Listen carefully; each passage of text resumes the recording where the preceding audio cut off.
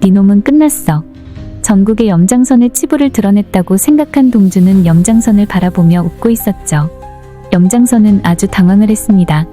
네 놈이 이런다고 세상이 달라질 거라고 생각하나? 착각하지 마. 난감함을 감추지 못하는 염장선은 곧바로 수족 같은 구호를 불러서 집으로 향했습니다. 집에 돌아갔던 염장선은 화를 참을 수가 없었습니다. 동주 이놈을 진작에 없애버렸어야 했는데. 멍청한 허일도 녀석. 한참 생각을 하던 염장선은 구호를 보며 이야기합니다. 구호야, 어르신 만나러 갈 준비해라. 곧바로 구호는 자동차를 대령했고 염장선과 구호는 어르신을 만나러 갔습니다. 잠시 후 어르신을 마주한 염장선은 입을 열었습니다. 어르신 서동주의 머릿속에 있는 이조원보다 더 큰 걸 드리겠습니다. 이번에 저에 대한 수사를 멈추도록 도움을 주십시오. 어르신은 염장선의 손을 뿌리쳤습니다. 내가 장선이 형 때문에 임기도 마치지 못할 것 같은데 이번 수사 막아주면 뭘 주겠다고 하는 건데. 염장선은 비열하게 웃으며 이야기했습니다. 이번에 대산에너지 대표인 허일도가 죽은 거 알고 계시죠? 대산에너지의 비리를 폭로해서 대산에너지를 제가 먹게 되면 제 앞으로 못해도 3조 원 정도는 들어오게 됩니다. 제가 어르신에게 그 돈을 모두 드리겠습니다. 대통령은 이 말에 조금 솔깃했습니다. 구체적인 계획은 있는 거죠? 장선이 형 제발 좀 사고 좀 치지 말고요.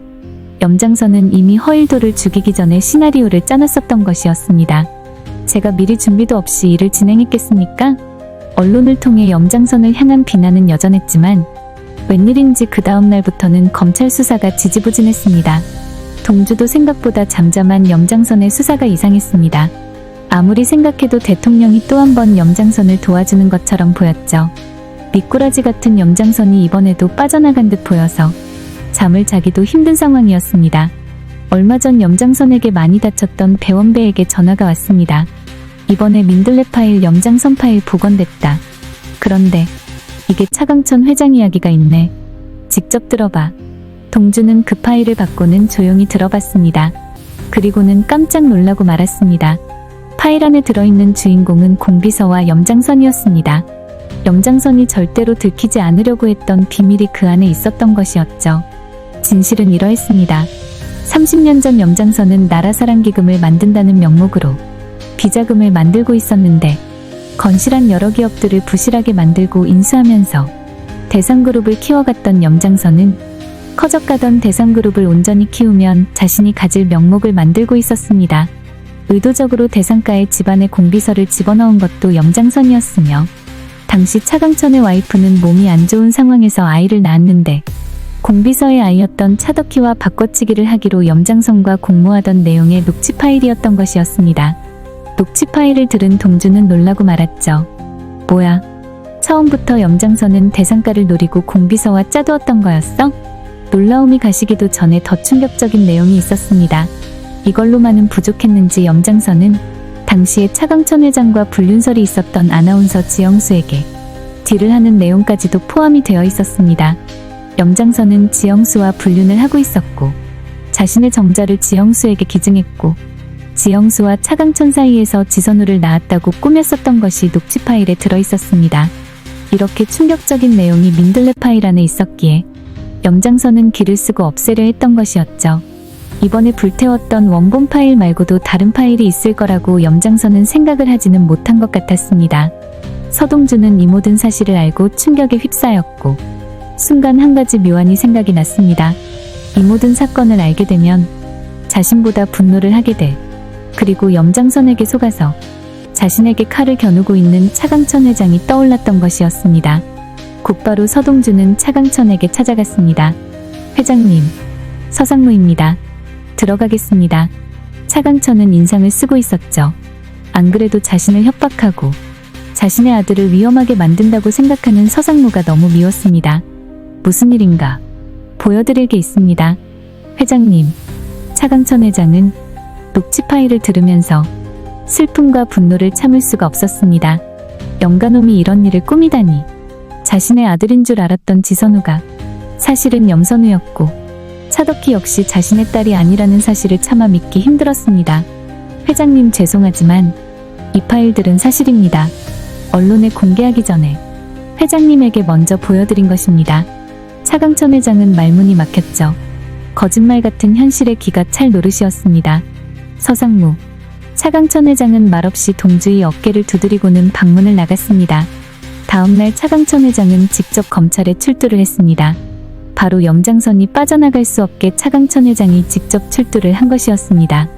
염장선이 허일도에게 칼제비를 보내기로 했던 정황이 담긴 차강천 회장과의 통화 내용을 밝히기로 했던 것이었죠.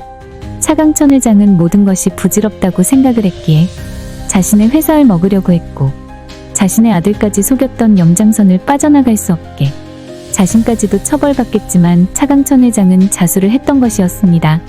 같은 시간 서동주는 기자회견을 했습니다. 많은 기자들이 모였고 동주는 이야기를 이어갔습니다. 누군가 수사를 맡고 있다고 생각합니다. 그동안 염장선은 온갖 비리와 살인을 자행했습니다.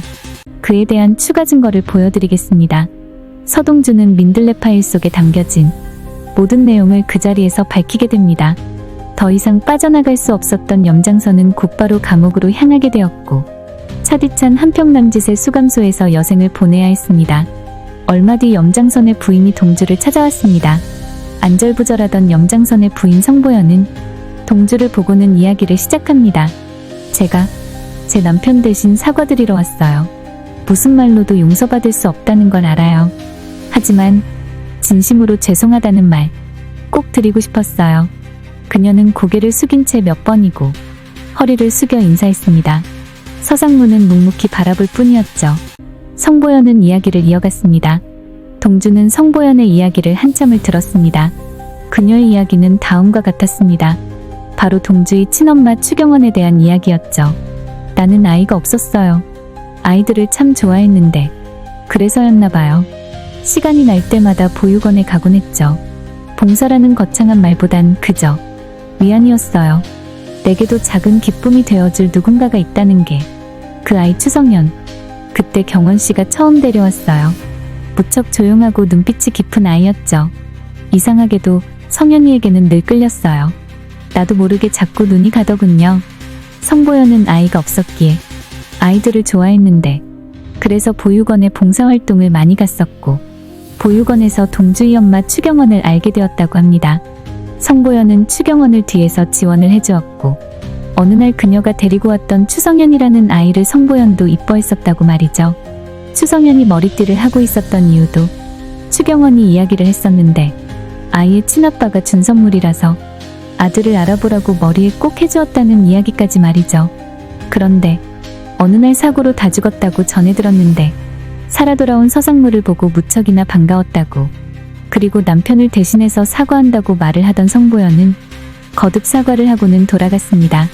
다음 날이 밝아왔고 푸른 바다가 잔잔히 일렁이는 가운데 동주가 작은 보트 위에 서 있고 그의 손에는 허일도의 유골함이 들려 있습니다. 복수는 끝났어. 하지만 내가 이겼다고 말해줄 사람은 이 세상에 더 이상 없네요. 아버지. 그는 유골함을 조심스럽게 열고 바다 위로 유골을 흩뿌렸습니다.